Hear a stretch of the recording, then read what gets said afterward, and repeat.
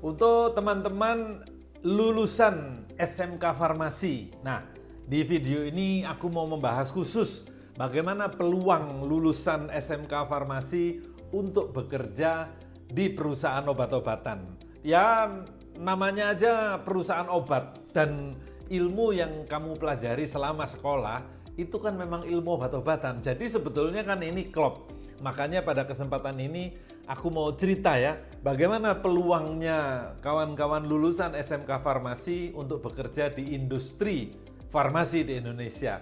Jangan skip videonya, tonton sampai habis karena ini penting untuk kalian. Yang pertama aku mau bahas macam-macam perusahaan farmasi di Indonesia. Nah, ini penting ya. Yang kedua, lulusan SMK Farmasi bagaimana peluangnya. Dan yang ketiga, kalau kamu berminat, apa saja yang harus disiapkan. Nah, macam-macam perusahaan farmasi. Di Indonesia itu ada perusahaan farmasi PMDN, ada perusahaan farmasi BUMN, dan ada perusahaan farmasi PMA. Nah, PMDN itu adalah perusahaan-perusahaan farmasi yang pemiliknya atau modalnya itu orang Indonesia. Jadi kamu sudah pernah dengar Kalbe, Sanbe, Soho, Dexa, itu adalah perusahaan-perusahaan PMDN yang ownernya semuanya orang Indonesia dan dimiliki oleh orang Indonesia. Ya, nah yang kedua itu BUMN. Ada beberapa perusahaan farmasi BUMN besar yang sekarang semuanya ada di bawah Bio Farma. Ada Kimia Farma, ada Indo Farma, dan ada Papros Tbk. Nah, ini adalah perusahaan-perusahaan farmasi BUMN ya. Nah, yang ketiga adalah perusahaan-perusahaan farmasi PMA atau modal asing, perusahaan modal asing PMA. Jadi, perusahaan ini memang dimiliki oleh perusahaan-perusahaan farmasi besar yang sangat terkenal di dunia seperti Pfizer, GSK, Novartis, Merck, Johnson & Johnson. Itu semua adalah perusahaan-perusahaan farmasi global atau internasional. Belakangan juga ada beberapa yang dari Korea, beberapa dari India, dan beberapa dari China. Nah, ini adalah perusahaan-perusahaan PMA.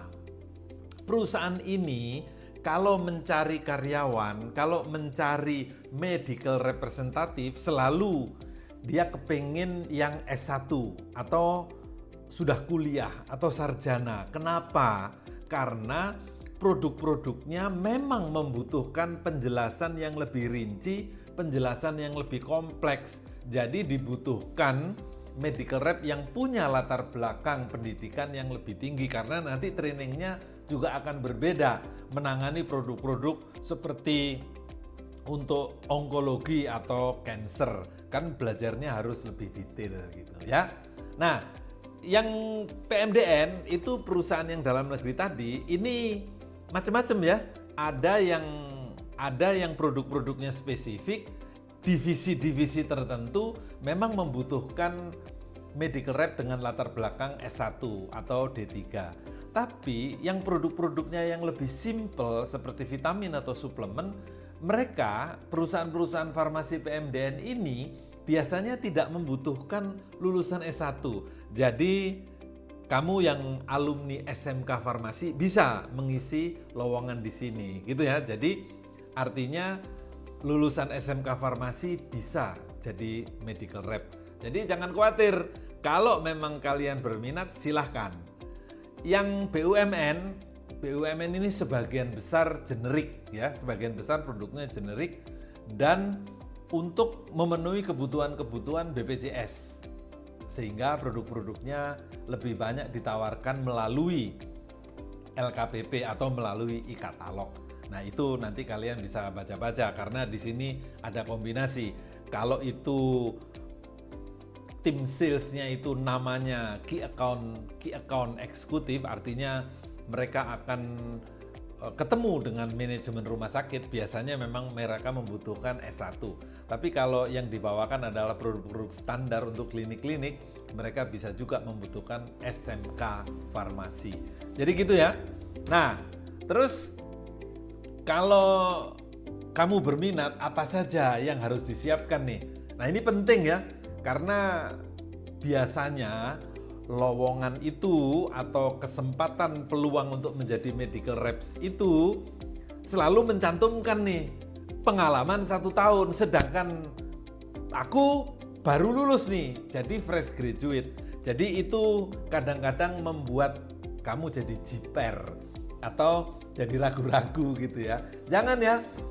Jadi kamu bisa cantumkan pengalaman bekerja di apotik atau pengalaman magang atau pengalaman ikut materi-materi medical representative yang biasanya dibuka atau diadakan oleh Amerindo, Asosiasi Medical Rep Indonesia. Nah ini Amerindo ini akan membantu kamu yang alumni SMK Farmasi untuk belajar tentang medical rep, dan itu gratis ya, nggak usah bayar.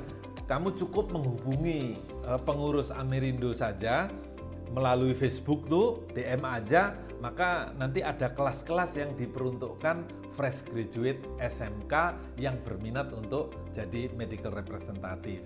Di lain hal, karena sebagai medical representative ini tugasnya adalah ketemu customer, bisa dokter, bisa apoteker, maka kamu harus pastikan bahwa personality kamu itu seneng ketemu orang. Kan kita ini ada yang ekstrovert, yang banyak omong, ada yang introvert, ada yang sedikit ngomong.